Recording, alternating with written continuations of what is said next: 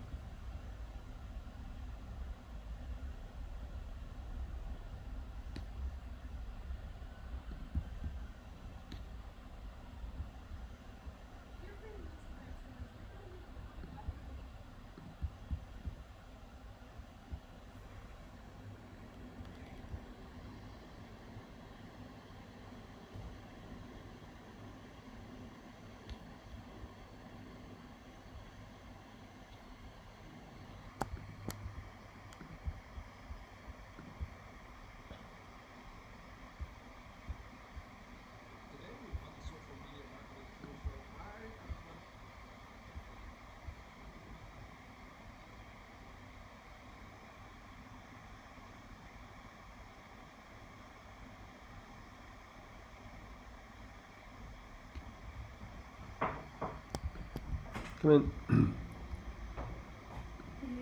Yeah, if you just close the door a second, then let's just make a plan. Okay, so I'm just paused. Okay, I've just pulled up some examples. I've just got to pull up one or two more. So, how many people have arrived so far? I think there's 4 out there. Okay, we're waiting on 10, aren't we? Yeah, so like 7 got back to me, like confirming they're going to come. And there's 3 more possibilities. Okay, all right. So, just give them a couple more minutes, like come in at sort of 10 past. I think we're due to, just in case anyone else comes in late, and then obviously just ask someone outside to show anyone else through straight away. Mm-hmm. So if you come in about 5 minutes, obviously offer everyone tea and coffee. Sometimes people are shy to take it. And then we'll go from there, okay? And yeah, obviously, any questions that come in through there, just the comments doesn't show it. Well, I think this is actually the old video because I started and stopped the stream, so you have to kind of go back.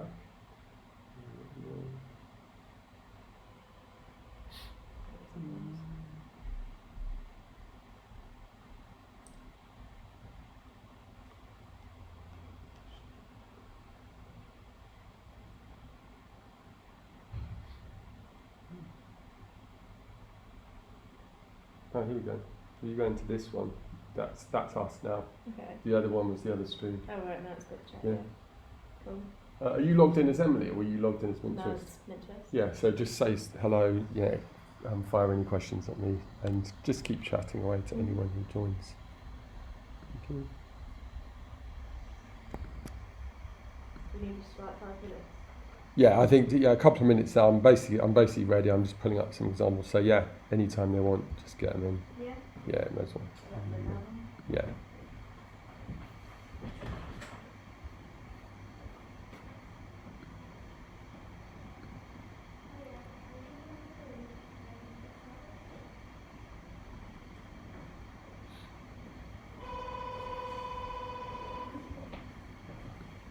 Hello.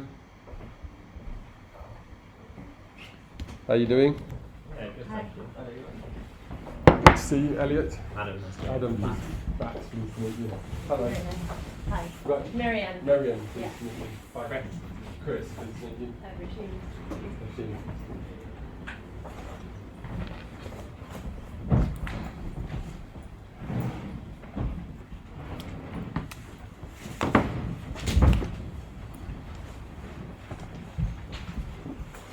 Please help yourself when tables, tea and coffee there as well.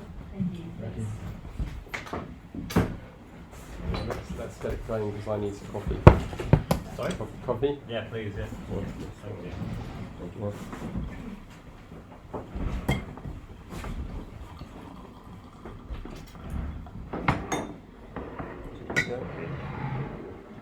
you like some coffee? Sure. So while I'm doing this, and before we get going, I always think with workshops, a lot of the value you get is by meeting other people. We're due to have a few more people arrive, so if it's okay, I'll introduce myself at the end, and maybe we can just start off with you guys. So if we start off here. Yeah. What do you want to know? Just who you are, where you're from, and yeah, what you're looking to do, I guess, with video. And anything else that you think? Yeah. Okay. Well, my name's Adam. I've been in London for about 4 years, and been working in B2B video pretty much that whole time. But you can always learn something, and that's why I'm here. Really. So you're an expert. I wouldn't say that. But you might need some more. Yeah. Just always good to refresh and learn new stuff. So what sort of B2B industry is it? IT. So, Okay, cool. Yeah. So tech and that sort of thing, and I think the challenge has always been from the start understanding the market well enough to be able to communicate it through video. Okay. That was my challenge for the first 6 months. Yeah. Yeah. So you're a specialist who works for B2B companies, or you're working within Working one? for an IT company an in-house videographer for an IT company that provides IT services to other businesses. Right, that's a pretty progressive IT company. So we work with a lot of clients. Not many have an in-house photographer, a videographer. Yeah, well, it was because they thought if they can get someone in full time, then they'll understand us better than someone who's sat at home on email. Of course. And hopefully produce better results as a Good. consequence of that. All right, great stuff. Thank you for that. Yeah, I'm Matt. I've only been here for like 2 months in London. Okay. I just came from Portugal, but I'm originally from Poland. Oh, cool. My wife's I from do, Poland. South. Whereabouts? From Rzeszów. Rzeszów. You wouldn't yeah. believe this, but I got married in Koszicin, which is because Rzeszów, for those of you who don't know, is like east side of Poland. So it's like way like close to Ukraine. getting on to like full on like I've been Russian here for 12 type. years now. So I do photography and I'm just getting into video. But I also run a company with my brother. We sell dog supplements. Okay, cool. So we're just trying to because we only on Amazon. We're trying to be like as a website e-commerce, like proper e-commerce. So we look at the different ways to market ourselves as well. So I just want to connect everything. Yeah. So you're using video already? Not yet. Not yet. No, Okay. So you're thinking about using. I'm making videos. Yeah. But I've only just started. So yes. So we only like advertise on Amazon. Okay. But we're just getting into like proper like Shopify and stuff like that. Cool. So we just think about it. Okay. Thank you very much. I'm Tom. I work for a company called Tungsten Network, who actually Oh yeah. essentially will be working with MintTwist. Yeah. They've been around for like 2 decades. They do like invoicing and automation. Yeah. Again, B2B. We're basically overhauling like all of I do the content there, but we're also moving more into video seriously. They've done it before, Yeah. but pretty badly. So in essence, we're rebranding, redesigning, kind of moving them into a more modern image. Yeah. So are you a marketer? I'm the content specialist, so I do the writing, but also the social media side of things too. The video side, I've got very little experience, hence why I'm tired. Yeah. Great. But I mean, as I say, we potentially. I mean, It's really exciting project. Yeah, absolutely. So great to meet you. Thanks for coming. Hello. Hi, I'm Roisin. I'm from London, been here pretty much all my life. I run a cinema in Crouch End called the Art House. So there's so many connections. I grew up in Crouch End. Oh, really nice. I literally grew up in Crouch End. Yeah, whereabouts? Do you know Clifton Road? Yeah. I grew up. I lived there from the age of 2 to the age of 16. Amazing. But that was like 100 years ago. So because I'm like 45 now. Yeah. But a long time ago. Yeah. Nice. So we run like a little independent cinema in Crouch End. And we're sort of just like trying to work more on like moving our social media towards like other people, not just people in Crouch End. So just like the marketing side of everything. So we thought I'd come to like learn a little bit about how to put that into video and to market that to other people online and social media. So marketing for local businesses that are really location specific is really interesting. Are you into Google My Business? Are you doing that stuff? Are you doing any stuff like that? So mostly at the moment just like hitting on like the Facebook, Instagram, doing like videos for that, and Twitter. So I haven't really branched out too much into anything else. Yeah. Okay. But yeah. Good. That's really cool. Yeah, I've never met someone who owns cinema. I don't own it. I'm the venue manager of it. So Right. Okay. just Still, like, runs it. Yeah. Like in Crouch End, the demographic for our cinema is like they're kind of like more old. So I just want to like get into like more like the younger audience. So just around other places in London, not just Crouch End. Brilliant. Yeah. And the business is going well? Yeah, it's going well. I mean, there was a picture house that opened up next door to us, which is a cinema. It's like a big chain. So we're sort of like struggling a little bit from that, but still we have like the people that like to come to independent cinema, which is really good. Yeah. Brilliant. All right. Really cool. Emily, do you want to introduce yourself for the sake of? So I'm Emily, probably spoken to most of you already. So I'm the office manager here. I've only been here just over a month, so. But yeah, this first workshop I'm joining in on, and I'm just excited as you really to see what you do. Thanks, Emily. Great. So I'm Chris. I work with Roisin. I'm their marketing guy. So Google My Business I've been dabbling with a little bit. Cool. Yeah. I suppose I'm kind of looking to use video. I find it's more engaging than most other things. So I'm looking at TikTok, and YouTube, and Instagram video, and just playing with those three at the moment. And see what we can get. Great stuff, thank you. Hi.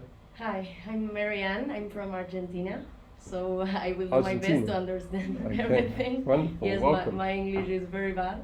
No, it's better than our Spanish, I'm sure. And I'm a marketing coordinator for an underwear brand in Argentina. Okay. Yeah, and well, I'm here. So for are they looking to sell into UK and Europe? Or? No, I live in Argentina and I am here for a month. So okay. Yeah, so I am here to I don't know, learn about video. And Welcome. everything. Yes. Okay, so you're like on holiday here. It's nothing to do with work. Like holidays. How did you hear about this workshop? It's wonderful to have you here. Thank you for internet. Okay, Yeah. there you go. The power of online marketing. Yeah. Hi. I'm Roshni. I work at Goldsmiths University. We already work with MintTwist quite regularly, so I've been here many times. But I'm just very curious about video because my role is digital marketing coordinator, but we focus more on paid advertising. So I just kind of have like a growing interest in video and see how we can like utilize video in our campaigns. Absolutely, good to see you, Roshni. Okay, so I'll introduce myself. So my name's Elliot King. I'm one of the founding directors of this agency, MintTwist, and I suppose I'm professionally I'm an all-rounder. I spent the first half of my career as a computer programmer. I graduated in '96, and I was in Silicon Valley in '99. Saw the dot-com boom, saw the dot-com bust. And so I had that sort of experience until about this agency started about 12 years ago. So the first half of my career programming, second half of my career working with marketing directors and then our teams of specialists here. So I'm not a specialist in any particular area. I'd like to think I know quite a lot about, quite a lot. I'm actually not the video marketing specialist, but I'm probably, I'm reasonably conversant with video, and I'm going to take you on a kind of whistle-stop tour of the key components of video and obviously how it's used in digital marketing. There are some specialists in the room here that probably know more about the technicalities of stuff, but I'm going to give you a lot of overall, and obviously I can tell you how it connects with everything else that we're doing. So the rules of the workshop is there are no rules. So if you want to go somewhere, just go somewhere. You don't need to. If you want something to eat, grab something. But the main thing is, the one rule is, if you've got a question, you have to ask it because it's much better. This is much better if it's interactive. I would much prefer this to be a conversation than me just blabbing away. So please do just shout out. So I'm going to take you through some sort of key things, and I've sort of tailored this to make it as interesting as possible, given what we understood about the people coming here. But at the end, I'm going to ask you to think about how you can apply video for yourselves. And you're already doing it. Some of you are thinking about doing it. So as we go through, understand that you're going to get put on the spot at the end, and I'll ask you. We'll go around the room and gather some thoughts together. So if that's a reason for you to ask questions, if you've got one, then hopefully there's another motivation for you there. Okay. Any questions before we get going? There's one more thing. So we're experimenting with live streaming. So at the moment, this is live streaming to my face, and it's showing the spreadsheets. It's not showing the screen. So our live stream is going over our YouTube channel, and our YouTube channel is not significant because MintTwist haven't invested very heavily in video. So it's unlikely there's going to be lots of people watching, but just so you know, it's live streaming. None of your faces are showing. It's just me. Okay. Video marketing workshop. First of all, I want to talk to you about some of the trends off the back of a very large survey that's done annually by a company called Social Media Examiner. And so this is a survey of, I think it's something like 30,000 marketers in the USA. So this is a bit USA centric, but UK as a market tends to follow USA. So from a UK perspective, it's somewhat interesting. So first of all, like the question they asked is, so which video channels are used by marketers? So specifically marketers, I hasten to add, not YouTubers in a generic sense. There's marketers. So of all of marketers that were interviewed, 57% of them are putting at least some one or more YouTube videos. Facebook's obviously second. Instagram Stories is third and actually rising quite quickly, followed by Instagram, Facebook, Twitter, and LinkedIn. This survey is relatively new. I think it was run at the start of the year, but it's probably 2018 centric. So the ones that are rising in the B2C world, we're seeing definitely more and more Instagram Stories. Just out of interest, who here has got experience of marketing on Instagram? What's been your experience of that platform, stories versus posts specifically? So the one time I did use Instagram was with my previous job, which was still B2B software, but we didn't really delve into stories that much. We were just going for posts, and the whole aim was just humanizing technology, essentially. Yeah. So I'm kind of familiar with like the analytics side of it. I always found Instagram was a difficult one to engage with. Equally, Facebook, I didn't really like rate it that highly. I found LinkedIn was the most like fruitful for us, like paid LinkedIn ads. But as I say, that's just my specific experience of it. Yeah, that's a really good point, Dan. I'll just come back on an excellent, it's great points, but it's also making some points that I want to make. But before I say it, has anyone else got experience of Instagram and Facebook? I'll say it's got quite tough because you'd have around 10,000 followers to have this swipe up feature, which would be very useful. Yeah. So we've not got 10,000 yet, so we don't know how to get that conversion. But I guess it would be pretty strong. Yeah. Because the views are there. Yeah. In your role, were you doing advertising or were you talking organic or both? A bit of both. Yeah. Because the truth is, the swipe up feature, obviously, if you want to have it for your organic posts, you need to have 10,000. If you advertise, you can obviously use it. So there is, it's just worth noting. Yeah. So. No, because I didn't know. I was going to ask that. I thought it just touched on. But basically, if you pay, you can use it. You have it. Yeah. So first of all, I would say in general, it's kind of a side point, but in general, when we think about social media, if we think about our organic strategy, it's quite possibly utterly disconnected from our advertising strategy. Because if we're advertising on Instagram, Goldsmiths do a lot of advertising on Instagram because prospective students tend to be quite young.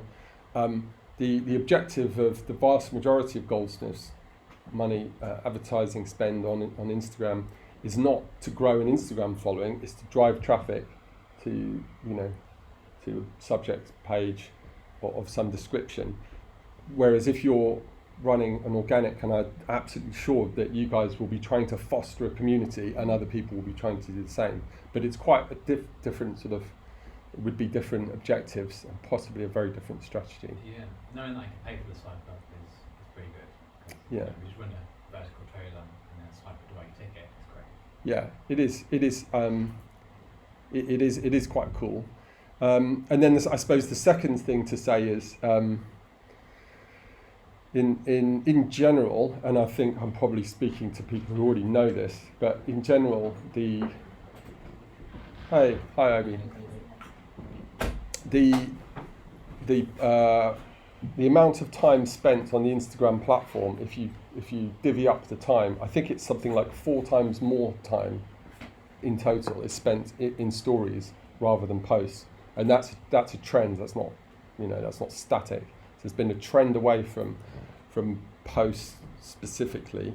So it's definitely something to consider for your organic strategy and for your paid strategy. But when we talk about stories, it kind of implicitly implies video, which is why, and the other reason I go over there, stories is becoming more and more important. It's kind of what's driving that Instagram as a platform for video. The other thing that you touched on there, Tom, was sort of LinkedIn. So if you're a B2B company, like some of us are, then LinkedIn is kind of implicitly, probably more relevant, certainly from a conversion perspective. So if you're a B2B company, you may use Instagram and Facebook, but it's probably more to do with driving brand awareness, and conversion tactics would probably, everyone's different, but generalizing, probably LinkedIn would be more sensible. LinkedIn, hands up if you use LinkedIn on a regular or semi-regular basis. So basically everyone. Hands up if you've seen an increase in the amount of video on this channel in the last 6 months. LinkedIn, there's a lot more video on LinkedIn than there has been. About 4 or 5 months ago in the US, LinkedIn launched LinkedIn Live. So you can go live on this platform. However, they are being very, very selective about which individuals and which companies they're giving that capability to. So it's very few profiles that I know of in the UK have that capability. There are some in the US. But it's likely that once that feature rolls out more fully, we're going to see a lot more videos on its way up anyway on LinkedIn, but we're likely to see a lot more going forward. Okay. So what source is this? There's a large sort of organisation called Social Media Examiner, which run the big social media forums in the US. They are the biggest of what they do, and they run an annual survey of marketers, and that's what this data is based on. When was this taken? It was taken at the start of this year, and it's based on, probably 2018 data. So it's a trend, it's a snapshot, but Instagram Stories is trending up for B2C, LinkedIn is trending up for B2B. So average video length. So is that okay if I come to you, because I know you've made some videos. So when you make a video, what's your guidance for, if someone says, how long should my video be? What's your answer? I usually just say, make it as short as you can while covering the information you need to. Right, so okay. Minimise waffle, I'd say like a minute and a half is optimum. Beyond that, you start to see audience retention go down, I would say. Excellent, good answer, I think. Does anyone else have an opinion on that? I don't think there's necessarily a right or wrong answer, by the way, but it's nice that you give an answer. I think, in addition to what he said, like Instagram as a guideline, once it's over a minute, you start to lose interest. Only if you're really, really captivated, you click on keep watching, to continue to see it through to the end. For me, 30 seconds, 45 seconds, I can imagine or ascertain where the person is heading to. If I don't like it, I can post. And there's a recent research, I can't remember, but the attention span is even getting shorter. Yeah. It's like 7 seconds. Yeah. The attention span is getting shorter now.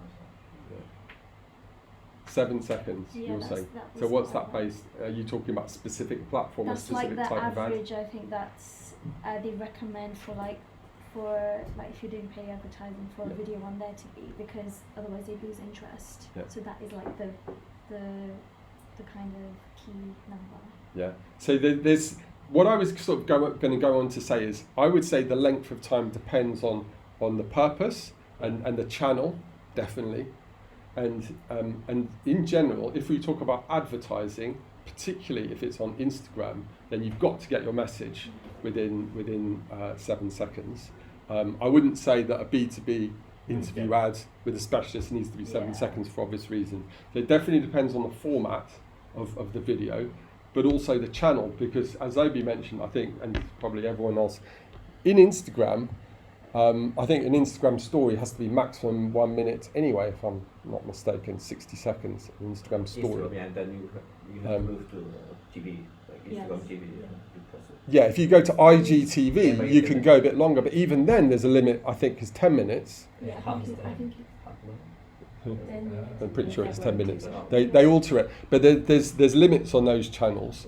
So the implication is, if you're going to create a video on the because obviously with Instagram you can create a video on your feed, you can create a story, and you can create an IGTV, and they're 3 different things. I think the video on the feed is maximum 3 minutes, IGTV is maximum 10 minutes, story is maximum 1 minute. No, 1 minute. 1 minute. Or is it 1 minute? 20 1 minute. seconds. Yeah. 20 seconds. Isn't it 15 Stories. seconds, but you can put 4 together? Or 14? Oh, no, 19 seconds. Okay. In Instagram and Facebook, we're talking like optimum is probably 1.5 minutes, optimum, Facebook and Instagram. In LinkedIn, it's probably similar. You might see it go to 3 minutes.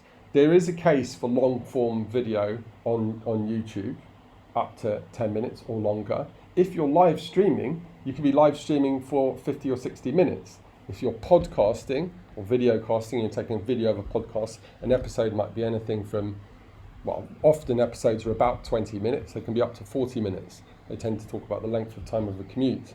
Now, there's different types of content, and so, you know, you're not going to run an ad for 40 minutes. You can have a workshop for an hour. You know, it very much depends. So this is a funny one for me, because I think average video length is only really interesting if you talk about how it's being used. Live video use. So hands up if we're using live or have used live video anywhere that we've ever been in a professional capacity. Before you said professional capacity, I've drunk in the street for sure. And so how did that work out? Bad. People made fun of me. Not a professional capacity. Yeah. Live streaming is taking off in the US. So 43% are not doing it, but it's more than half that are, as of, you know, as David said, probably a year ago now. I think it's kind of a personal opinion, and it's becoming a MintTwist opinion, that there is a place for live streaming in a lot of businesses. But I think the thing to do is, rather than to try and shoehorn it in, is to look at what you're doing already. MintTwist have been running workshops like this for about 8 years, and for us, this is a way to engage existing clients, meet potential new clients. But actually, it's not really about business; it's about growing a sort of, you know, a network of people who understand that sort of we like to think we know what we're talking about, and hopefully it's interesting to some people.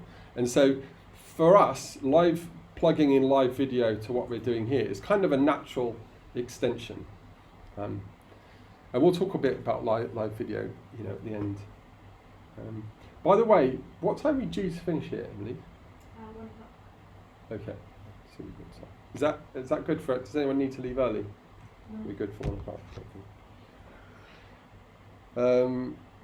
So I suppose the other question is, hands up if you think you might be using live video within the next 2 or 3 years. Let's get everyone. Has anyone got any idea about how that might work? Yeah. I mean, for us, for the cinema, we don't do it enough, but we have quite a few like Q&As for our films. So I think we have like Q&A, we'll just put a feed on Facebook for our Q&A online, so the people that couldn't get tickets can just watch it on Facebook and Instagram. Right. That could be good for us. We don't do it at all, but we really should. Yeah. So is the Q? Are you doing it in some other format, non-video? I mean. So the people the hosts come to the art house. Yeah. And so we have like 80 people after screening, and we have the Q&A like as a person, but like we could just have someone that I'm streaming it. Yeah. So you're kind of already doing it. Yeah. So plugging in, and I think that's a great place to start, because then you don't have to reinvent the wheel. You're kind of already doing it, and you have to make some tweaks to make it work. Yeah. It's like a natural progression. Yeah, and I think that's really the way to think about this. It really is. Definitely. Is there like an optimum time length for live video live streaming? So no, I wouldn't say so. It definitely implies longer format content without a shadow of doubt. But it would be a function of however long your Q&A is. You know, these sessions are normally an hour and a half. But there are, well, I mean, we'll talk about it a bit later, but there are some companies that do earnings calls, for example. If you're a much larger, live streaming those things, because traditionally have done it to the media, but live streaming those things might be viable, and that is something people are doing. Product demonstrations could potentially be streamed live, particularly if it's a new product that customers are waiting for, and you can generate some interest, generate some marketing collateral about an event. And I think that's the key. It needs to be an event that kind of would have happened anyway, as opposed to live streaming something just for fun, sort of thing. I'm sort of like curious, and maybe it'll get covered later, but like for us as a company to do this, for example, like a live stream, kind of like with live TV, I would always imagine that there's the risk of things going wrong. Well, like I think stream, that would be my only like, how do you manage that risk of something of like a gap, or like, you know, Q&A where someone starts swearing, or like there's a technical issue, and it's like, I imagine, you know, like it's just, yeah. Look, you're definitely right. So the larger the business and the more risk averse a business gets, the more challenges there would be to doing it. So you guys are a relatively small business. We're a relatively small business. We can just do it.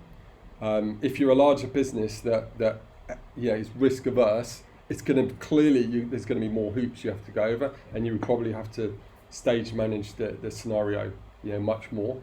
When we will cover sort of a bit more specifics, but just so you know, we're kind of live streaming now, and it's just going live. You can live stream in private mode, and then release that live stream later.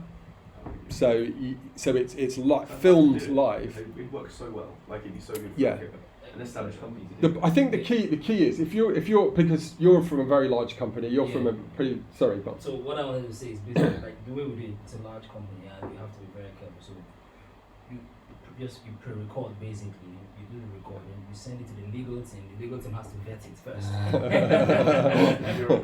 They have to vet it first before you release it. So at the end of the day it comes out like it's pre-recorded, but it's similar to a live stream. Yeah. And that's the way to manage it in such instances, so that it doesn't blow up in the face like you said. Yeah. My advice to everyone here would be is that if you're already doing it, but if you're interested in the idea, explore it, because there will be ways to mitigate the concerns rather than just let the concern stop you from even exploring it. Because here, and this is not a plug, but MintTwist are always happy to have a conversation about what something how something theoretically might work. We call ourselves a digital ideas agency because we've got lots of ideas, and if there are concerns, there are normally ways around them. And it's not just us. Obviously, there's lots of people out there, and people in our industry are happy to talk. That's for sure. Can I say something? On Instagram with live, it's really good because it kind of pushes you in the front. With those stories. So you there, and even if you have loads of followers, you're the first one, and you're just blinking. So that's. Well, that's a really good point. It's very good that you sort of brought that up, because because obviously we're at the early stages of live. The algorithm is for sure promoting live videos. So you will find that you get more impressions and therefore more engagement off the back of doing live. Now clearly, if we get to a stage in 5 years' time where the whole world's going live, that it's not going to be the case. So it's like with a lot of this stuff, there is although there's a risk, there's a bonus to sort of going for it. Yeah. Okay. So, and obviously, by the way, all of these slides, Emily will send them to you, so you can take all of these slides with you. So how will marketers change their video marketing activities going forward? So the blue is what they will do more of. So at least in the US, there's a lot of doing more of YouTube, Instagram, and Facebook. I think there's sort of 2 points I want to make here. Point number one is, if we're doing video advertising, there is plenty of evidence out there, and it's well understood within the digital marketing industry, that YouTube, in terms of cost per impression and cost per click, is a good place to be. And the reason for that, quite simply, is there's just less competition. And it's almost certain that there's less competition because there's a perceived barrier to creating video for advertising. So for advertising specifically, YouTube is an opportunity area. From a B2B perspective, LinkedIn is promoting video, and it's soon going to be promoting its live streaming options. So if you're a B2B business, I think LinkedIn, is a no-brainer. Okay. So for YouTube, I know YouTube will probably be number one in terms of video advertising. But maybe the question is to everybody here: do you actually listen to those advertisements? Like if I want to play a video, play a song on YouTube, and I just wait for the 5 seconds. I wait for the 5 seconds and I click skip. Yeah. Unless it forcefully lets me, listen to the whole ad, then by then I'm even tuned off because I'm waiting for it to finish so I could listen to what I want to do. It's only at times that the ads are repetitive, like Starling Bank, yeah. So I've heard that the whole time. You see, now it's coming on prompted, and probably a few others, but normally people are always quick to click skip. So it could be effective if it is repetitive to Yeah. the point that it becomes, unprompted to to the consumer. Like now I'm saying Starling Bank because I saw it this morning. But for people that don't do frequent ads, then it will be at a disadvantage because your ad gets taken back and people don't get to remember that the recall rate is lower. So maybe using YouTube adverts, you need to consistently to the age demographic and people you want it to continuously push the ad till the recall rate becomes high. Maybe. Yeah. So you've just made a fantastic point there, and I definitely agree with everything. So there's a few things I want to say. First of all, in general, video makes sense for brand awareness type marketing. So top of the funnel type stuff. You can use video for conversion marketing, but you have to be highly specific because conversions implies you're answering specific questions to help people actually decide that Goldsmiths is my number one. And so that implies quite a specific video. To talk about the Goldsmiths culture and ideology with a brand awareness video is kind of, you can create a video and it's kind of going to be relevant to a wide audience. If you want someone to actually apply for a psychology course, then you've got to be really specific. So I would that's one thing. The second thing is, and you mentioned YouTube, which is obviously the biggest video platform. If you're an advertiser and you're doing the in-stream advertising, which is the ones you're referring to that come up before a video, if you're an advertiser and you're able to, when you create a video advert, and this comes back to what you were quite rightly saying, if you can get your message across in the first 5 seconds, then even though someone skipped, you've got your key message across. Moreover, because most advertising on YouTube is cost per click, if they watch 5 seconds and then click through your ad, you do not pay. It's free brand awareness, literally. And it changes so much, so I'm possibly mildly out of date here, but it actually beyond the 5 seconds. It was, and I'm sort of semi-sure that it still is, but it's more than 5 seconds, and I think it's 30 seconds, and you don't pay anything. It's only if they go beyond 30 seconds that YouTube counts that as a view. Facebook's view, I think it's 5 seconds or something like that. And that goes for advertising, but it also goes for the organic analytics that you see. So what it means is, if you're advertising on YouTube, then a significant majority of the registered views that you get across when you actually get your bill, you're going to have far more actual impressions than is actually reported. And for that reason, the benchmarks, because I've seen them, there's plenty of research on them. If you're talking about TV advertising versus YouTube advertising, obviously with the traditional benefit is you can be more targeted on YouTube or digital or any channel because you can go by demographic, you can go by what they're watching, and you can go by a combination of all of those things. TV, you can be a bit targeted based on time of the day and where you're doing it, and with connected television you might be a bit more targeted. But it's something like £50 to reach 1,000 people. This would be 5. So YouTube is a no-brainer, but you need to use it in the right way. And I think what you said was really smart. Brand awareness, brand recognition, recall, repetition. It's not put it in for 2 months and expect to get a return on investment, because it's not going to happen. Okay, let's talk about video strategy. So when we think about YouTube, the reasons people go typically will fall into one of these 4 categories. And if you think about yourselves as consumers, it's probably true for you. Either you want to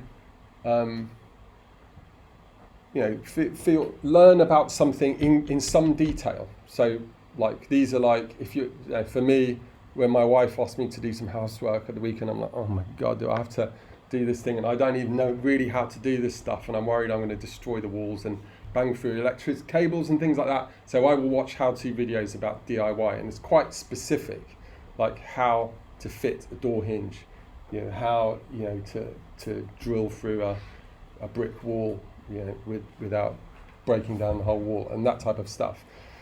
feel connected and gain knowledge. So there are a whole bunch of videos that are all about sort of going over the surface of a concept, and it might be an overview of politics. It might be an overview of how this is kind of an overview of how video marketing works. We're not sitting right in the details. So this sort of content fits in here, I suppose.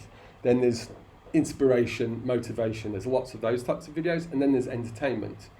As marketers, we're probably going to, if we're talking about YouTube specifically here, we probably have to fit in one of these three. And best practice that we're sort of developing here says that you should probably have that in mind in advance of preparing your strategy. It doesn't mean you might have videos that you might have different sets of videos that fit across each category, but one video should probably be for one category. Then when we come, sometimes people say, what can we make a video about? And I don't know if you have experience of this, but there's so many different formats and there's many different forms that video can take. And particularly if you're creating a lot of video, you're a larger company and you want to keep things interesting, you can pretty much take any of those formats and cross-reference it with any form. So you end up with a huge amount of combinations of types of video that you can get. So I'll just show you sort of what I mean by that. So this is a video from a company called Ahrefs that people in the digital marketing industry will use this company for keyword research tools. And this chap is sort of the star of their YouTube channel. And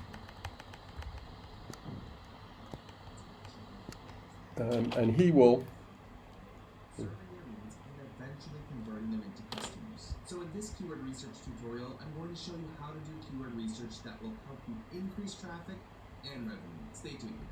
So he will go into the details, he'll drop into the actual tool and he'll start telling you actually how to use it. So if you're a trainee SEO exec and you want to learn how to do something, he'll go into extreme detail. So we were speaking about length at the moment. This video has 10 minutes is about as short as it can be. And if you watch these types of videos, typically the good ones at least will be edited. So like the pauses in his mouth are just cut out. So it's one thing to another thing to another thing to another thing. And if you're using a video like this in the kind of the detailed how-to sort of manner in which it's meant to be used, you'll find yourself pausing, doing the thing, playing him, pausing, doing the thing. And that type of video is extremely useful to the specific audience that wants to use it. Now, I sort of I haven't spoken about this yet, but the thing about YouTube, so YouTube, and implicitly we're talking about marketing. So whatever content we create, it definitely has to be at the very least interesting, but ideally sort of useful for our client, for our customer. Now, obviously, the thing about marketing is, particularly digital marketing, customers move through a kind of funnel, and it's a kind of journey of decision making. And at the top, they've got to be aware of us as a brand or a product or service. And in the middle, they've got to engage with our solution because it's going to fix their problem. And obviously, in a competitive world, there's always going to be other solutions for their problem. So part of what we're doing with video, at least, is some of our video is going to create awareness and potentially inspiration, depending on what we're doing. And that's at the top of the funnel. And then this type of video, this type of how-to, I'm going to answer your specific questions, kind of fits in the middle of the funnel. But whatever and however we're using video, part of what we're doing is trying to create reach with our audience and engagement with our audience. So we want YouTube's algorithm, and or we're using YouTube advertising features in order to help us reach and engage. Now, what do you think when we talk about organically, when YouTube organically ranks content based on if I'm searching for videos about keyword research, or if I'm searching videos about independent cinemas, or if I'm searching videos about IT companies that can build me blockchain, how do you think YouTube will rank videos? Which videos will it promote more than others? The ones with more views. So views, definitely important. Anything else? Likes, comments. Likes, comments, definitely Followers. important. Followers on the actual profile, definitely all of these things. Now there's one index that we haven't quite mentioned yet that is behind the scenes for YouTube insanely important and probably more important. Like the relevance to the individual user, like the algorithm. Definitely relevant. So it's how you mark up and tag, definitely. But that's not actually the one I was thinking of. But it's kind of in the same league as all of these others and probably even higher. And we'll talk about that. Sharing engagement is the one. There's another one, and it's really important to YouTube. Therefore, as kind of if we as marketeers want to do it, we've got to be at least aware of it. Use keywords. It is so. It's all of the things we've mentioned. So is it the metadata stuff? Definitely the metadata which fits into keywords and stuff. So it's view time. So if a channel and or a video has a long average view time, if you think about it, if you're YouTube, you're competing directly with Facebook and Netflix and Amazon and others about people looking at your platform, videos on your platform. So you'll see that inside analytics of YouTube channels, view time will be there. And we as marketers might not necessarily be too worried about that because it's a function partly of how long our videos are. But I can tell you, if a video has a long view time, it will be promoted significantly higher than a video with short view time, even if the view percentage, which is the percentage of the video viewed, is kind of equal. So view percentage is important, don't get me wrong, it's a factor. But if you've got a mix of, and this is why on YouTube, having some long form videos mixed in your strategy is a good idea. It shouldn't just be 1.5 minute videos. If organic promotion on YouTube is part of what you're looking to do. Okay, would you recommend that, because you said that you either do overviews or the specific type of video, talking about something very specific, like when you go and your door hinge. I imagine that a high quality specific video is going to get a much longer view time than, for example, a large overview, which maybe there's going to be more competition towards that kind of video anyway. I mean, if you look down the recommended list there's a bunch that are like either very specific or very sort of high level. So would you suggest being more specific and then therefore reducing competitiveness, increasing view time, being listed higher, or going general, taking that hit of competition? It's such a good question, and I want to answer it really completely, but I know it's going to take me about 2 hours, so I'm going to answer it as completely as I can, because it merges, it starts merging into SEO. So if we talk about organic success on YouTube, the way that, hands up if you're somewhat familiar with search engine optimization. Okay, so people are. So the way that we do search engine optimization for blog articles or pages of content on the web is broadly look at what people are searching for, look how much competition there is. If there are topics that are relevant to our customer journeys where there's high search volume and relatively low competition, we're going to create content for that particular topic, mark it up, and then we stand a chance of getting on page 1 and then top 3 positions and then hopefully number 1 position, and that's going to drive relevant traffic, and and then it's like repeat. So YouTube SEO is essentially exactly the same. So you can go onto a keyword research tool like Ahrefs, which is the guy who we were just listening to.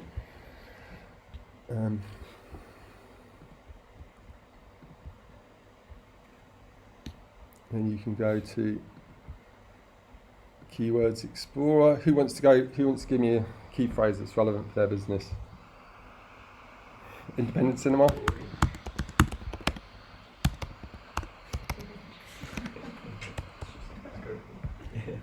So if we look for, if I spell that right? Yeah. Independent cinema in Google, it's going to give us, it's a relatively low volume, I guess, as you would expect, but that's what it is. But you can also do the same search on YouTube.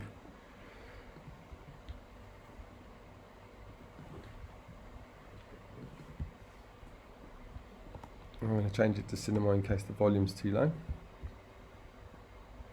Okay, and then, so all of the data that users, the SEO specialists would currently run for a Google search, you can run it for YouTube as well. So you can look at the volume of searches, you can look at clicks, you can go and find the competitors. So it works in exactly the same way.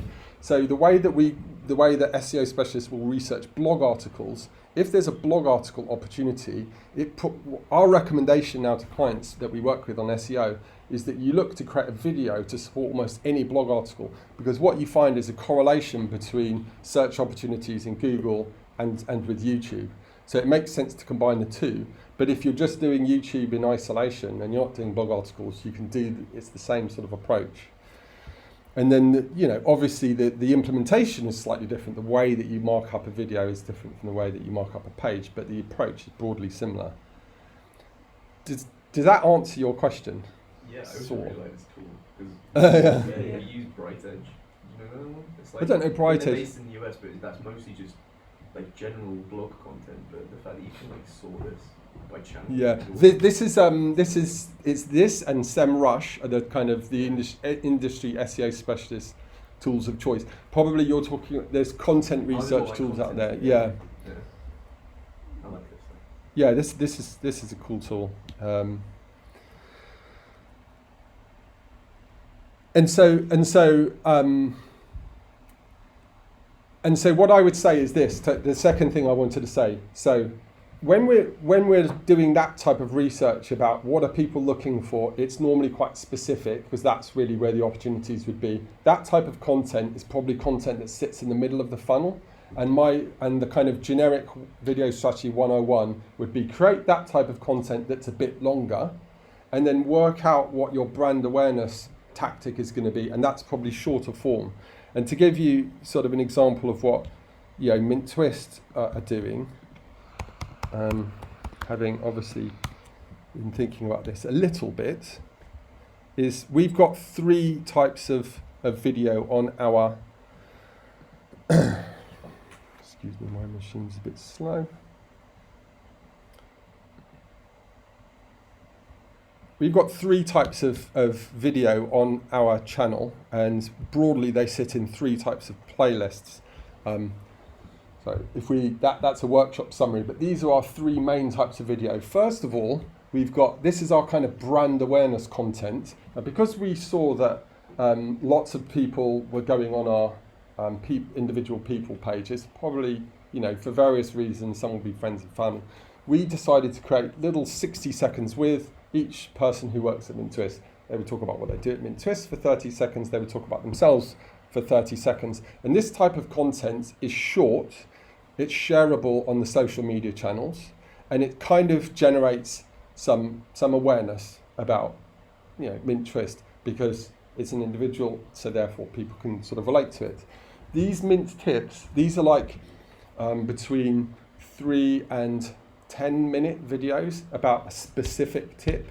So it might be kind of like, and it's like the Ahrefs thing. So the guy was just explaining how to do keyword research. We do kind of like that, but probably a bit snappier. So that's our kind of middle of the funnel, just, work it out type of thing. And then we've got obviously the live workshops, which are these, which kind of hour-long things, and that's what they do. So we've got 3 types of video to reflect 3 different types of search journey, and then sometimes we make summaries of the workshops.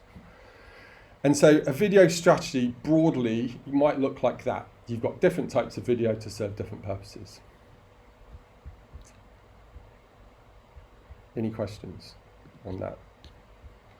So do you know from them which one performs the best? Well, that's a really good question. So we're going to come on to that a little bit, but let me just answer the question, because I always hate when people say, "Oh, it depends." So the Mint tips performs better in terms of reach and views. The 60 seconds has the average view duration is very, very high, because people, not just because it's short, but people are interested in it. So the Mint tips will go wider organically, so we'll get more reach, but the people who watch all the way to the end is not as good. So Mint tips, better reach, 60 seconds, better engagement. The live videos, gives us a really long view time. That's not really why we're doing it. We're doing it for this reason. But we get view time out of live videos, which we found has, our YouTube channel is small, but we found that's had a positive impact on the reach of the channel in general because of the view time thing that I mentioned earlier. Okay, so sort of in summary, what we're saying for strategy is a long form video works on YouTube. The MintTwist, the Mint tip videos that I was referring to, if there's a 10-minute video on YouTube talking about keyword research, what we're doing now is creating a minute intro to that video, and we seed that video natively on the platforms. I'll talk the difference between native and link. For the reasons we spoke about early on, a 10-minute video doesn't work almost on any social media platform. You know. The 60-second ones, you can put the whole thing because they're 60 seconds. The live videos, obviously, we don't promote them on social channels. Yeah, and this middle one, it's what we were talking about earlier. So we find that MintTwist has a Facebook page, but that's not for us to go and get customers come to our Facebook page because we're a B2B business. So our Facebook page is broadly for our people and for their friends and family, but also we have a lot of interns because we're an agency. We've been around for 12 years, so there are probably around 100 people out there all around the world because we get a lot of international interns coming who sort of keep in touch via the Facebook page. So our Facebook page, the 60 seconds with videos are interesting to that audience because they're just interested in who's working at MintTwist at the moment. The Mint tip videos, the short forms, work well on LinkedIn. So LinkedIn and Twitter, because we're B2B, we get good engagement off content in general, but especially video content on those two platforms. Whether or not they come back to the YouTube channel, we don't mind. If they watch the video on platform, that works.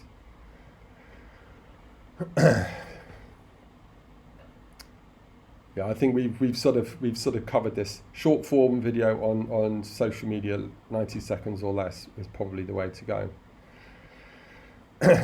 Sharing content, is definitely important. It's got to be.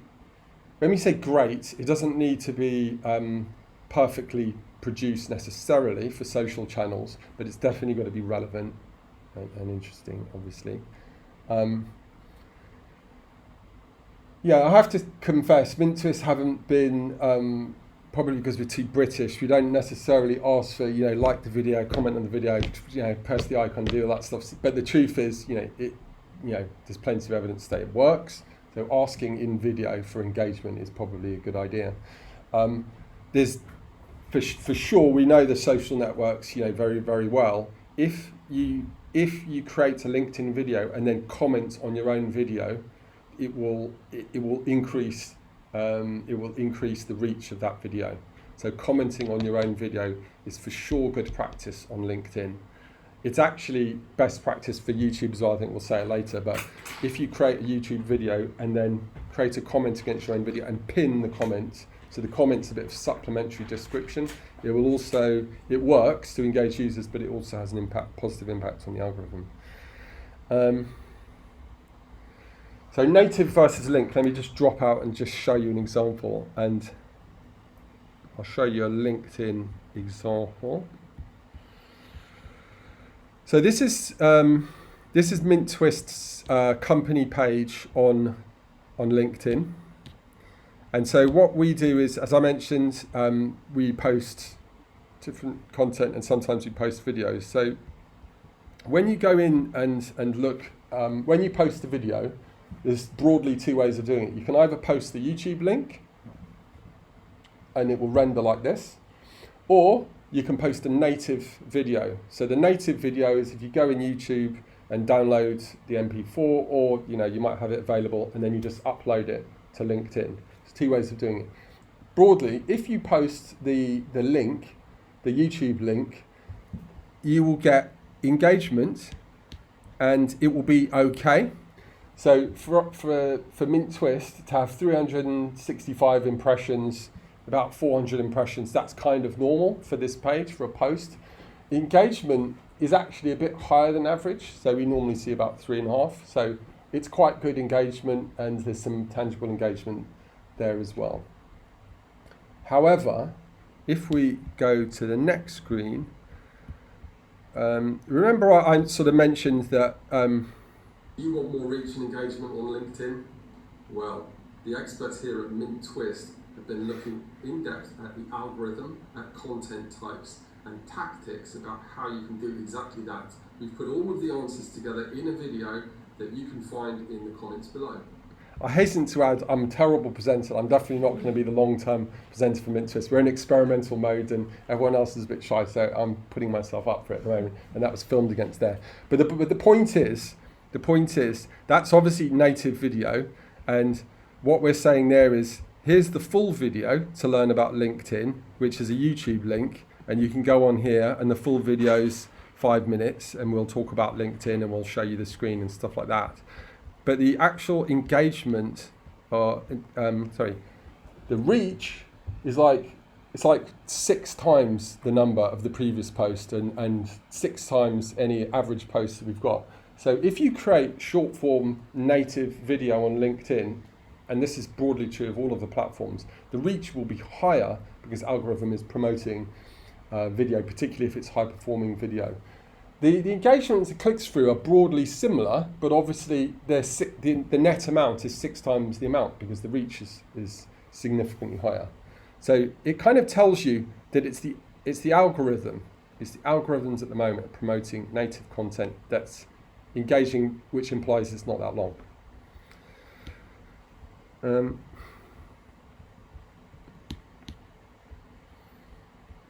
Oh, sorry, the other thing to say is, if you are going to create native video, I'm not actually sure it's done here. The vast majority of video that we've created and pushed up natively, it's really important that you create the CC file. The reason for that is when most people using social media are on their phones, and when they're scrolling down the screen and the video is shown, it will be shown with mute. The default will be silent until they press the screen, and then the sounds will start. But many users, it's very normal user behavior just to watch the video. So if you don't have CCs, the engagement will be way lower than if you do. Is anyone uploading native video and creating? How do you create your CC files? Let's do them manually. Right. Okay. I mean, there's plenty of ways of doing it. Yeah. Like if you're doing it native, then yeah, it makes sense to obviously just do it in Premiere or whatever. Yeah. YouTube, I find it's just as much work because they do it automatically. They do. You've got yeah. to go into it yeah. and correct it all, so you might as well just do it yourself, I think. And then you do it yourself for YouTube? Yeah. Because then you can. I don't know. It's for me. It's an opportunity to exercise your brand as well. Brilliant. You can use your font, you can use your colours, you can customise it. Yeah. So I feel like that's the best. Yeah. Look. I'm glad the experts have spoken because I definitely agree with that. It is quite a lot of extra work, probably to do it. Yeah. Probably if it takes you an hour to record, it might take you 2 hours or an hour to do the CC. Yeah, quicker at it though. I think. Yeah. What was I going to say? Also, I found that this is true for video and still images on LinkedIn, but the resolution is slightly not like 1920 by 1080 kind of thing. So I find it does help just frame an image better, or a thumbnail if it is done in the right resolution. It's not. It's similar, but it's not quite the same ratio. Yeah. So you mean you create bespoke? Yeah. Right. Yeah. And even produce a video in that resolution as well. Yeah. I think it's a really good point there. So if you're going to the bother of creating a video, going the extra mile and creating the right thumbnail, because actually that's a point that. But the good thing is Twitter resizes it anyway. So if you gear it towards LinkedIn, then kind of other social media platforms will work around. Will follow. Yeah. Great. Yeah. So CC file, the thumbnail file is crucial from a click-through perspective. Absolutely, yeah. All right. What's the time, Emily? Are we good? Okay, good. Right, so talking now about how we can use the video in our web pages. So what MintTwist did was create a pretty, pretty sort of innocent animated video talking about our approach to SEO. And we created that video partly as an experiment to see what impact it would have on the organic reach, meaning like SEO value, and engagement of one of our services pages, so the SEO service page. And so this is some analytics data here that compares the performance of the page for the 6 months or 3 months prior to the video being on the page versus the 3 months post the video being on the page. So, and it amazed even us the positive impacts that it had. So the number of sessions, almost doubled, as did the number of new users. And so what this means is that page suddenly rapidly gains weight in terms of its organic reach on search. There was no paid promotion going on this page at all. The bounce rate, dropped significantly, so it kept people engaged on the page.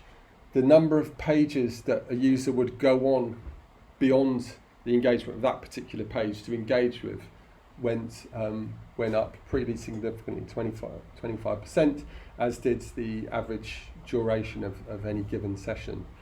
So the video, just having the video on there, significantly improved the organic power of the page, but also the engagement of the page. A really, really strong result. Okay. So, talk a bit now at the back end about YouTube strategy before we'll sort of drop in for a discussion about how we think as individuals for our businesses, we could potentially use video. So YouTube, just like any other channel we're approaching from a marketing perspective, we want to know who we're targeting and to know what they're searching for, and then we want to optimize our content and channel for search intent.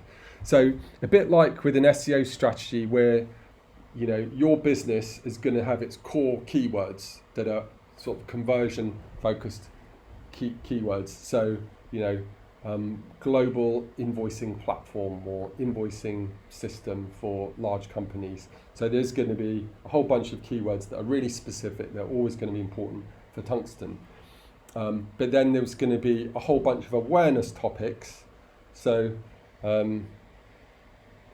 how can I consolidate all of my global offices invoicing functions? How can I streamline my large global businesses reconciliation processes? All of these questions that finance people are going to be asking, finance people in large businesses, that imply they could potentially be interested in your service at some time. So you've got awareness topics, and you might have a number of them, and you've got obviously your key conversion topics, and there will be less. It's a function of your products and services. And so what we want to do is optimize our channel, so our YouTube home page, for our core stuff, what we're all about. And then we want to create content partly for what we're all about, but we also potentially want to create YouTube content to answer the sorts of questions that people might be interested in, even though they're not actually ready to buy our product or service just yet. Does that make sense? And once that implies, once you know what your key phrases are, when you create your home, when you create your video, you're always going to have a title for your video. And obviously, if you've got this key video that's all about your brand, the title can be your brand.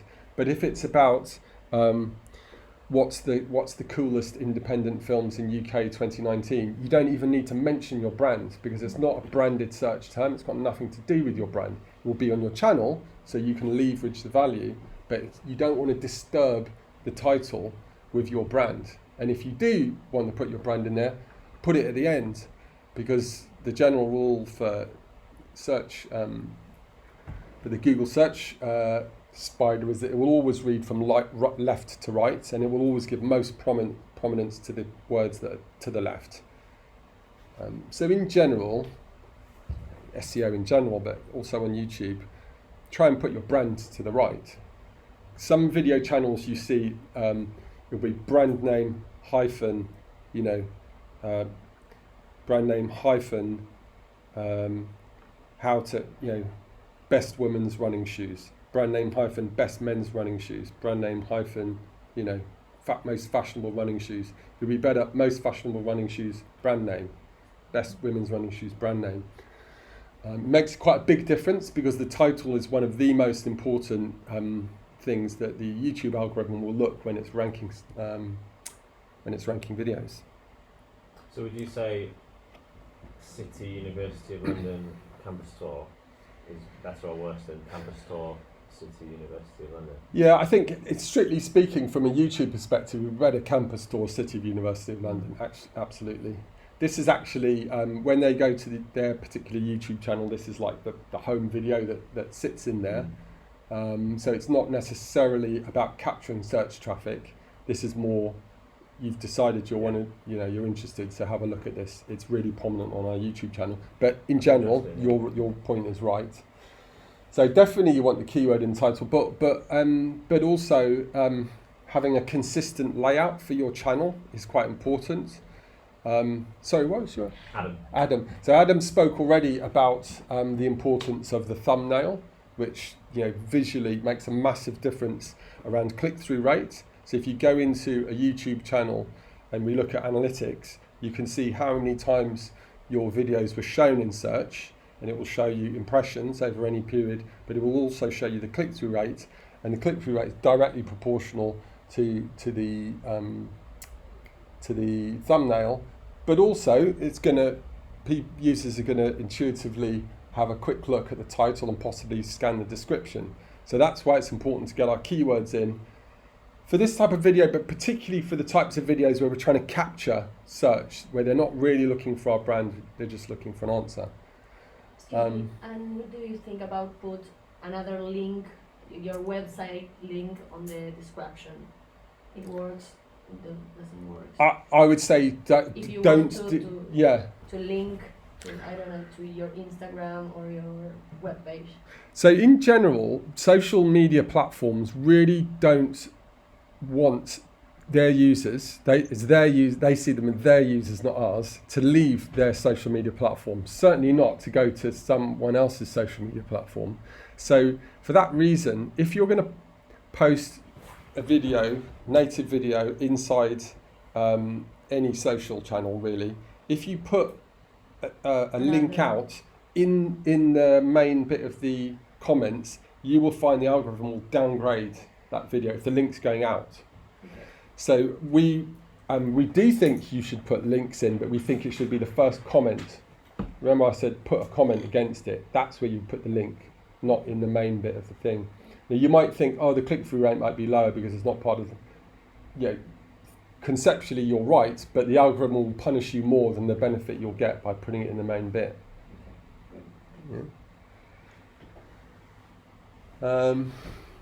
Yeah. So eye-catching and consistent. So if you've got a theme for thumbnails, then that kind of helps. Description. So if you're talking about description of when you upload a video to YouTube, obviously the title we've just discussed, but the description really is important. So you can use your keywords. This guidance comes from our SEO team. So use your main keyword 4 times. So just like a blog article, any blog article you create, you've got one seed keyword, main keyword, and then you might have about 5 long tail ones. It's exactly the same with the video. So use your main keyword, and it can be the main keyword in the long tail form or not, it doesn't really matter, but use it 4 times in the description. You've got 250 words to play with, so you should be able to do that. Hashtags, this is actually slightly out of date now. The way that YouTube works on hashtags is like this now.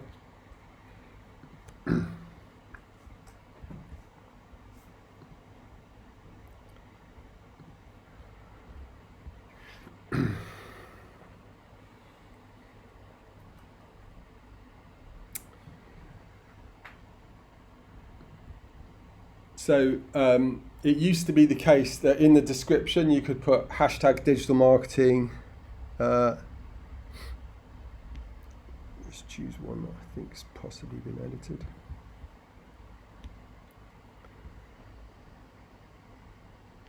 So it used to be that you would put the tags here as like, yeah.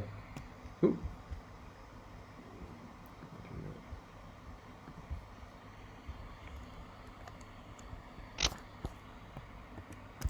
So hashtag digital marketing, that was the way you would classically do it. You don't need to do that anymore. The reason is because you don't need to do that anymore, is because these tags have superseded them. So you can enter in as many tags as you want now. I think that the words limit, I think, is 500 characters. So you can end up adding potentially 50 tags or something like that. And these are important. They are really, really important. The algorithm definitely looks at them. Okay. But obviously, as we're saying, the description is important as well, and we want to, be descriptive, but also use our keywords in there. While we're in this screen, let me show you the other elements. On that hashtag front, there was Yeah. a period of time where they put it after your title almost. You'd hashtag in the description and they're in the title as well. Does that still happen? I think if you're seeing them in the title, it's because someone's entered them here in the title section. I think it would. I don't, unless I'm misunderstanding your question. No, I mean I've done it before. I've just hashtagged in the description and it pulls them into the title for some reason as well. But I've posted in a long time, so. Right. Because you're right. It used to be you put hashtag and in this description, but my understanding now is that that's basically been superseded by this section down here. I don't. It won't pull those into the title. It's possible that what you're talking about might have happened at some stage. It's possible. Like I said at the start, I'm definitely not a YouTube expert. I know, a bit. What we do here is, this is an example of one of those videos that I said is we're trying to optimize for search terms. So we imagine, or we already know from keyword research, that that's somewhat interesting. This is the name of the playlist. So we've sort of manually put that in there so to sort of users to sort of visually understand that this is one of a series, and I can see more tips. The other things here is end screens and cards. People familiar with those? So a card. This is the. So this is the thing here that will, if we just go add card, video or playlist, we can say my thing's running slightly slow because it's streaming this shop. So if I choose that playlist and create card, and let me just delete that one.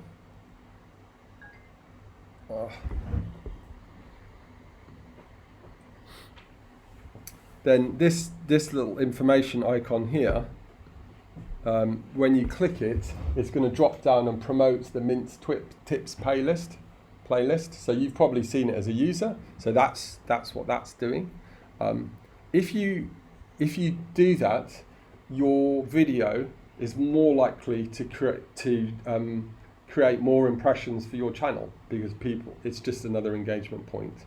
So it's best practice to always have a card. You can link it to a playlist, you can link it to another video, or you can link it to another channel. End screens, these are the things that come at the end of a video, and the classic way of doing it is to promote a subscribe now button, which will present your video, the logo of your channel, and then you can also promote again either another video or a playlist, or you can say to YouTube, select the video from my channel that you think is most relevant for a user. and YouTube will try and do that. You can set where these things come off, but I think they default 15 seconds from the end of any video, but if you want to bring it forward, you can do that.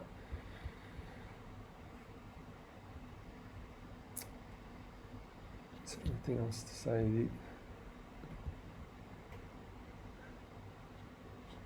Yeah. So these keywords here, this is what would come from your keyword research.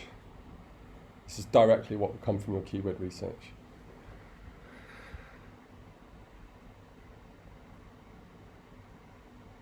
Yeah, I think that's the main thing to say about that. Would you still, Any? would you still use those main keywords and hashtags? No, so you don't No. need to use the hashtags anymore. Okay. Yeah. So basically, that's Yeah. a different one. So Yeah, you actually just ones here. yeah, You don't repeat my them again. yeah, you don't need to Yeah. repeat them. If you're using hashtags up here, I would say this is for a description. Yeah. It's no longer for hashtags. No. Well, I mean, like you said, use your main keyword 4 times in your description. Yes. As a hashtag. Would you repeat that again? Oh, yeah. Hashtag? Yeah. I would say. Look, oh, sorry. Yeah, it's a good question. So look, we're still using our brand keywords in here. You know, MintTwist and Mint-Twist, because there's plenty of space for the long tail. You know, How many LinkedIn hashtags do you engagement. use? You can go all the way until there's 500 characters in this box, or 475, I think. So you can put a lot of tags, Is there like any, 20. number Depends how kinda long. like people use? Like, We're saying fill them up, because this is relatively new that YouTube introduced this. So yeah. they wouldn't have introduced a limit unless. Because with Instagram, like people like say like, oh, use all the hashtags, but some people say like just use 5 or 7. And just like, Yeah. no one really knows. I know, and the algorithm they don't even really give you guidance. No. And you're right, it was the same before with YouTube. It was the same, because in the description you could put as many as you want. You just couldn't go over 250 characters. So Yeah. no one really knew. So we're saying that because YouTube's, you know, and our SEO team would know otherwise. Google obviously owns YouTube. Google owns YouTube, and Google are quite good at sort of saying what you can and can't do. They've built this for tags, so fill it up with tags, definitely. And sorry, to answer your direct question, if you're using the phrase in here, then absolutely do use it here as well. Part of the relevant score is our title, our description, and our keywords all sort of need to broadly match anyway. If you have, so because Google and YouTube are the same, essentially, and if we're having video complementing blogs, what do you think about, so basically we've had experiences where you search for something, because we're trying to find out where our videos rank, for example, and so we'll search, it comes up toward the top, but in some cases it comes up above our website, for example. And what's that balance between getting people to watch these videos, but if they're hosted on YouTube or wherever, they're actually pulling the audience away from actually just clicking straight into the website, which is, I guess, where you really want them, isn't it? What do you think about that? I don't really know. So to give me an example of a search where a YouTube video is coming higher than your home website. Okay, so we work in IT, so we have data centers around the country. So if people want to know about our data centers, they could Google, data centers in the UK. So they might get a video tour of our data center appearing high up on Google, but they'll also get one of our web pages about our data centers coming up as well. And then they have to decide, don't they, whether they're going to watch a video or they're going to click on the web page to learn in text form, I suppose. Yeah, it's a really good question. Obviously, I don't know the company you work for, but I would suggest that are they as progressive with SEO as they are with video? It's definitely something we're working on at the moment. Yes, we have a SEO agency that we work with. If there was, I'm going to ask our SEO specialist here, but I'm surprised if they're writing in branded search terms. Yeah. It feels to me like there's something wrong with the SEO, that the Right. YouTube video is coming higher than the actual page. Well, I think and it's probably more the easily way, fixed. It's more the way that Google lays out your searches, isn't it? Because they put things like shopping at the top and images and videos sometimes. Yeah, I mean, definitely YouTube is going to start presenting things that it thinks can answer the user's question. Because I suppose if someone was typing in quite a specific question, like, I want to have a tour of a video center, and it felt that a video is best served to answer that question, then it's going to promote that video. But I would suggest that if you were the company that owns that video, that's an opportunity to take that video, put it in a page, mark that page up properly, and speak, because again, I'm not an SEO expert, but the way that you can communicate with the algorithm about, this is my own content, I want this page to be answering those types of questions. You should be able to engineer it so that the page comes above. Because to answer your question, if it's a branded search like that, I would prefer them go to my website than the YouTube channel. Yes, I would.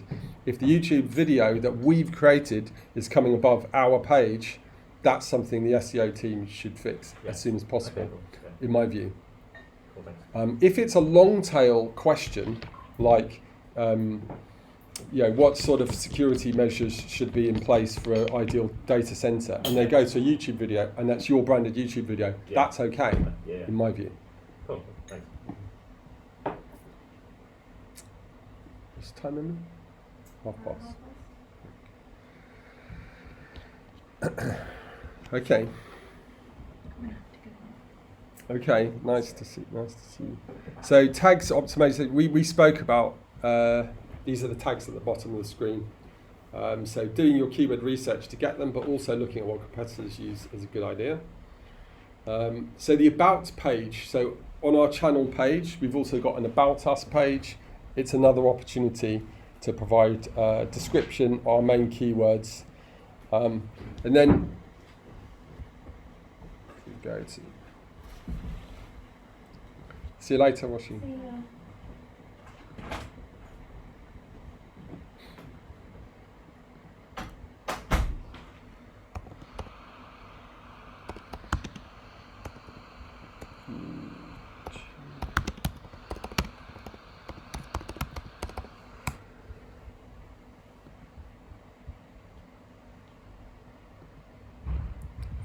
So if we go to our home channel pages, then in the top right, we've got an opportunity to promote a link to our website, our Facebook channel, our Twitter channel. So within the channel setup, we can promote whatever social networks we use. So we have to verify that our website is connected with this channel, and that's a process. But once you do that, you can have your link there. The About channel, the About section that I was just talking about here is the opportunity for you to have these links, again, that I mentioned, and a description. And just like, optimizing a homepage for our key terms is important, it's the same with our YouTube homepage. I've mentioned end screens and in-card videos. They're essentially call to action inside a video. That's pretty much what they are. We've spoken about subtitles and CC. So search engines will also index the subtitle file, which also helps from a search perspective. There's a tool if anyone wants to take this a bit further. This is a sort of monthly subscription to a platform called TubeBuddy. Has anyone heard of this? No. So most of the YouTubers out there will have a TubeBuddy registration, and what TubeBuddy does is it goes in, and a lot of what I've been talking about, it will kind of automate it. So based on your description and title, it will suggest keywords. It will even show you some of the stuff we saw in Ahrefs. It will give you similar sorts of data, and it does it from within if you use Chrome as a browser, it will plug into Chrome and just give you the data there, and makes it quite easy. So TubeBuddy is a useful resource. Right, I thought we'd finish the session if I just give everyone, I'm going to give you 60 seconds. No, I think what I would like to do now is sort of go around the table and sort of summarize really. I would like, and if you want, if any of you are able and or want to, just think about what you think could be an objective for, doesn't need to be the whole video strategy, but how could video help your business? Which channels would you use it on? And the hint here is, for me at least, when we talk about video, YouTube, it makes sense to use it as our streaming sort of video hosting platform. It definitely doesn't mean we have to employ a marketing strategy that says, get me 10,000 subscribers and get me 5,000 views per video, otherwise it's a disaster. Because I think marketing, growing a YouTube channel is really, really difficult. But having YouTube as a place to store our videos, for me, it makes sense, because obviously you get an SEO benefit. Obviously you can embed it in your websites and web pages, and it will create reach and it will create some engagement, even if we don't have 10,000 followers. And so for me, when we think about our YouTube strategy, it might be that Facebook is actually where we want to put our videos, but why not just put them on YouTube as well, for me?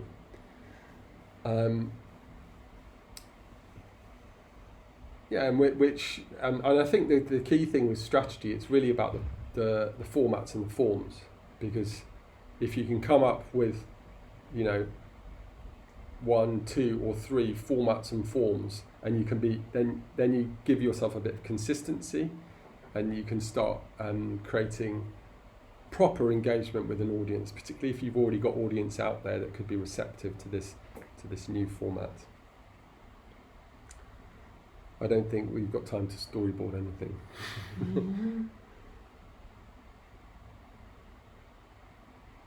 So we end then by let's if there are any questions, let's go around, any questions you've got, and then any comments for not for me but for yourself and for the rest of us in the room.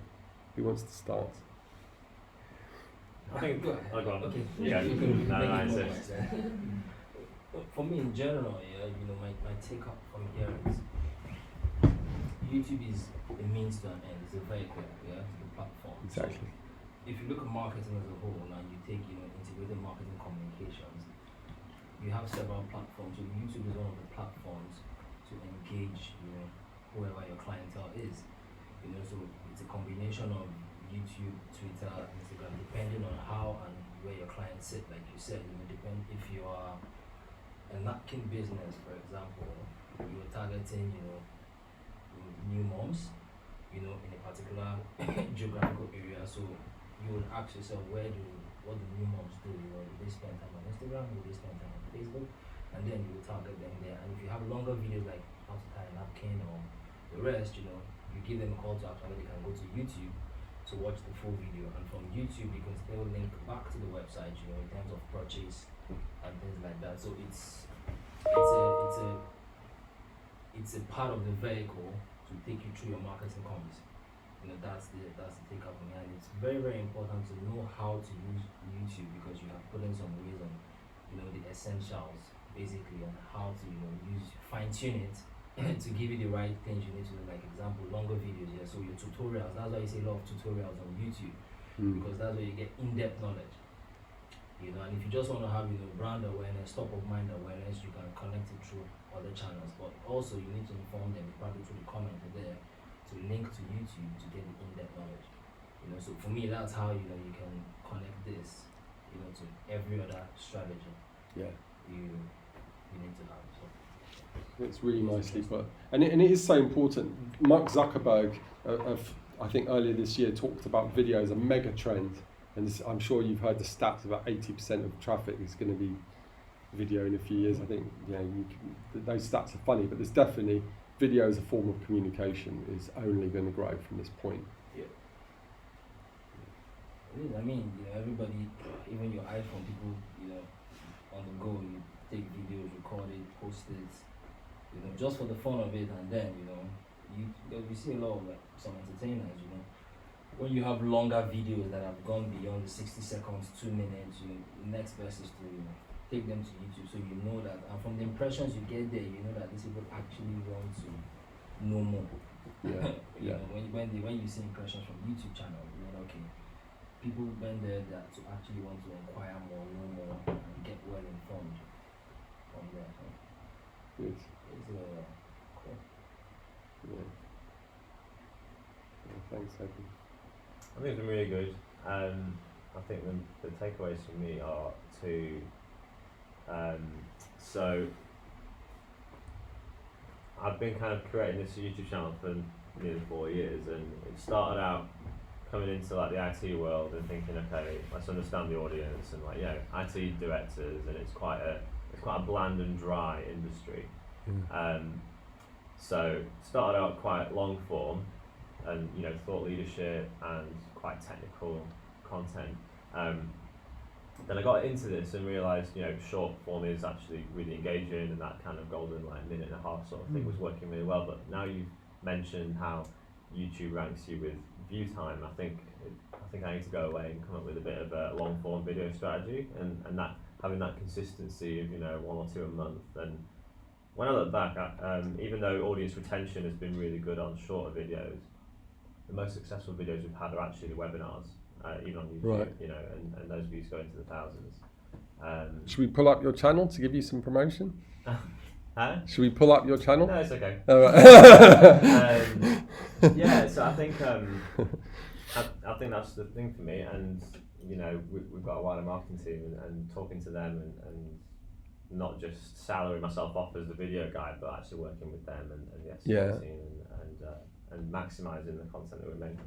I think you've got a lot to give Adam, and the truth is, because marketers, we're still at the advent of video, really, from a how to use it marketing perspective. So working things out, it's like, that's what you've got to do. So I think I would, but I think what you're saying is quite right. From what we understand, the short form videos, it sounds like they're working, and you've got webinars that are really working, and it's not one or the other, it's both. Yeah, isn't it? Definitely. So yeah. And it's been less reactive as well, and actually having a proper strategy, and planning out months at a time rather than thinking, what's topical, quick, let's just rinse it, and that way you probably have what we do is you come up with a content calendar. Yeah. So for 2020 we're planning content calendars. Yeah. Yeah, and when you have your content calendars, with that in mind, maybe depending on the kind of content you want to release, maybe 3-4 contents a day, or maybe 4 contents a week, and then you already know the big days that are coming up and how you can key into those days. Then of course once in a while there could be ad hoc contents, maybe something is trending and then you just key into what is trending that way. So and fill in the gaps, Exactly. And that way you get more impressions, more followers, and the rest. Cool. Anyone else? Well, I think as a cinema we haven't really gone into YouTube at all. I never really thought of YouTube as something for us to promote anything, but we have been speaking about maybe doing something like a podcast type thing, where we sort of like review films and stuff like that. So I think going forward that would be a great thing to start doing, and then to like promote it onto like Facebook so they can watch it there, and then like Insta story as well to promote it for people to go onto YouTube. Yeah. That could be really cool. So I think that's something to go look at. Yeah. Cool. On your Facebook, so do you have quite a lot of people following you there? So 13,000 likes.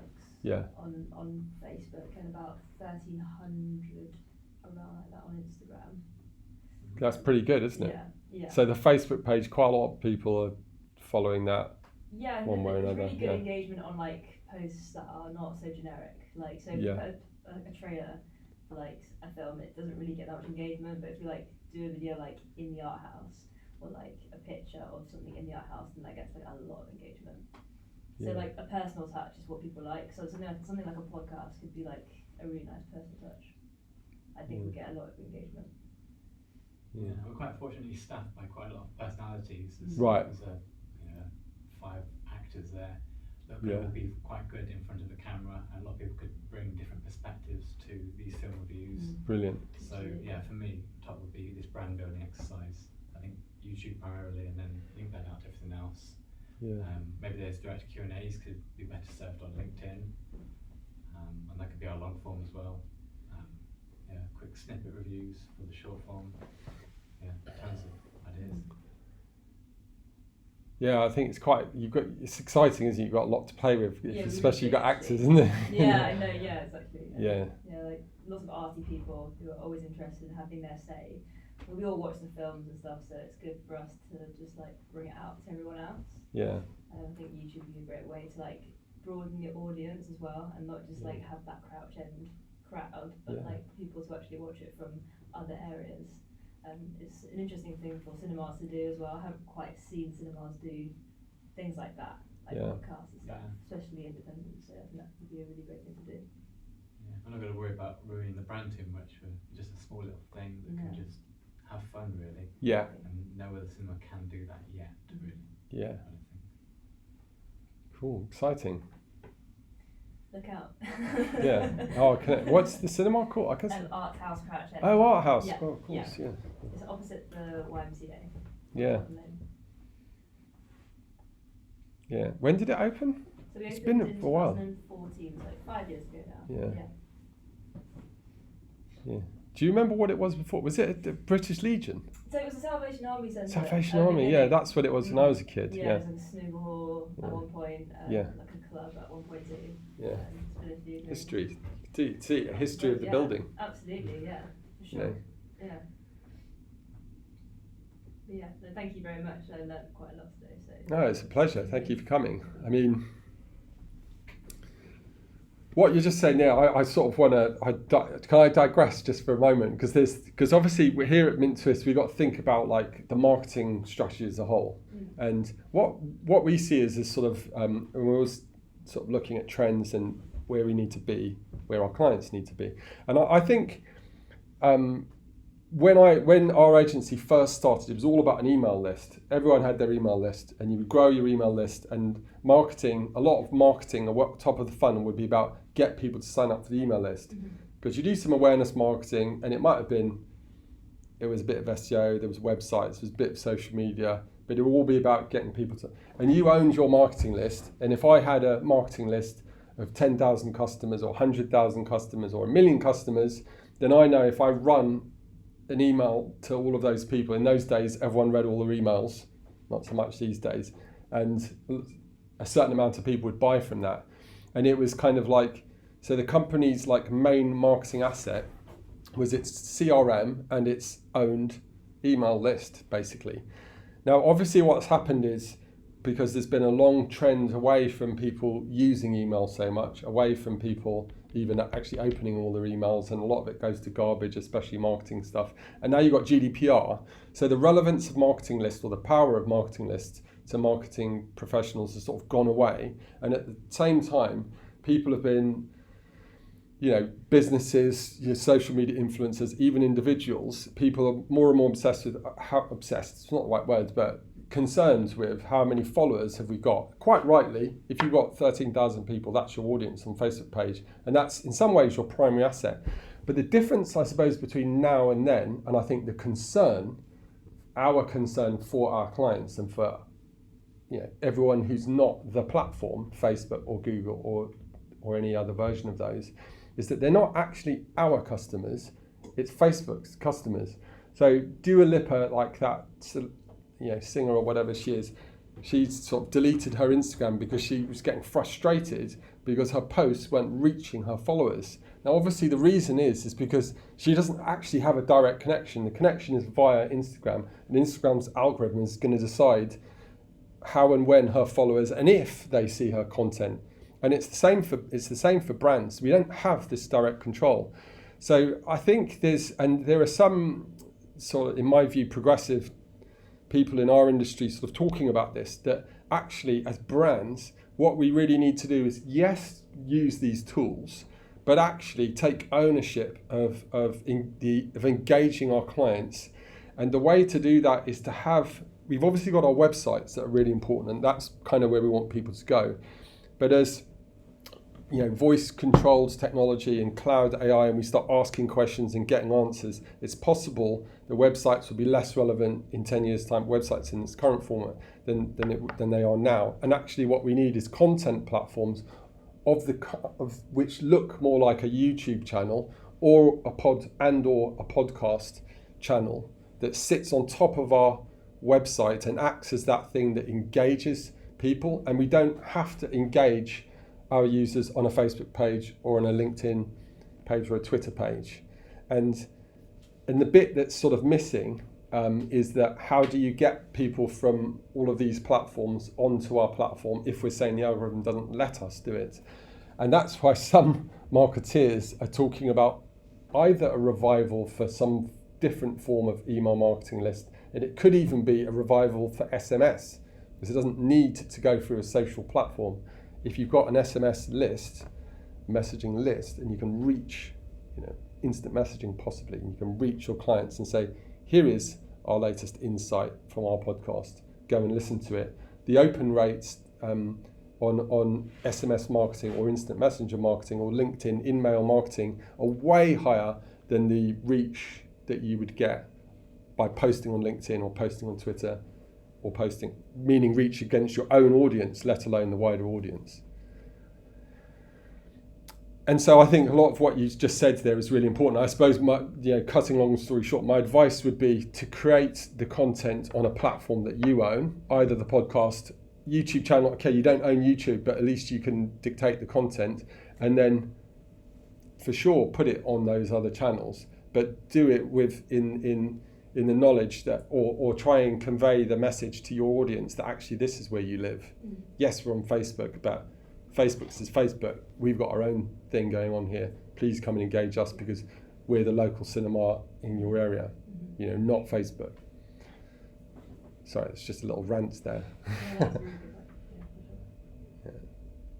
Well, it does make sense, because if you're in a business of that, or you're in business of, sales, you always need to link to, e-commerce, which is a website, so wherever you are, you cannot sell that much through social media, depending on, what it is you sell, so you always have to link back to your e-commerce page.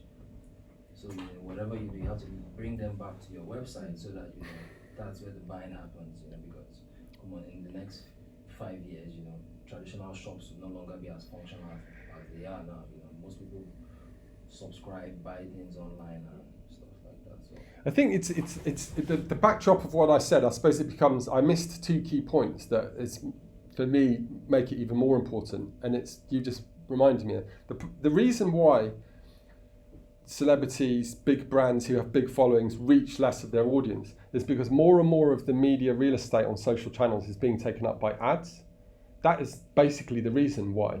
When social media first came out and it was me connected to 50 people, there were no ads. If I put a post, 95% of them probably would see it. Now, you'd be lucky if it's 10%. And so there are more ads, and as brands continue to transition away from traditional into, there's only going to be more ads. Moreover, because they're marketplaces, the cost per clicks are going to go up and up and up. So our current organic reach, it's only going to get worse.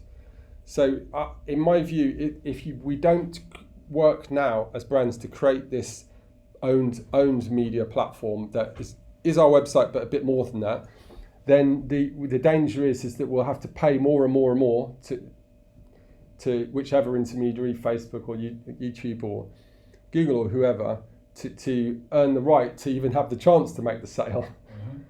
It's about taking control before it's completely out of our hands. And you see, like Instagram now in the US, they want to test out, no likes, taking out the like Well, button. yeah.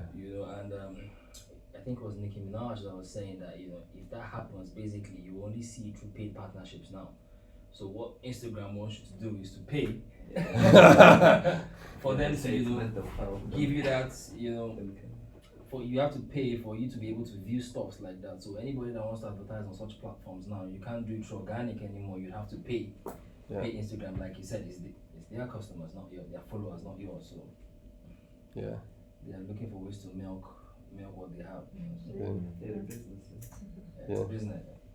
Business has to make profit. Yeah. and more profit. It's never enough. Okay. Anyone else from? You don't have to. I can see you want to though. No.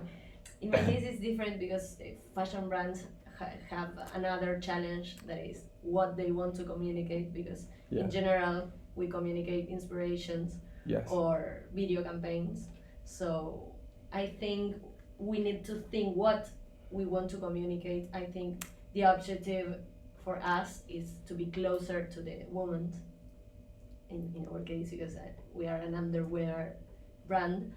And no, nothing. That's it. It's very different than the retail or another big companies, because fashion, it's, I don't know how to say it, but the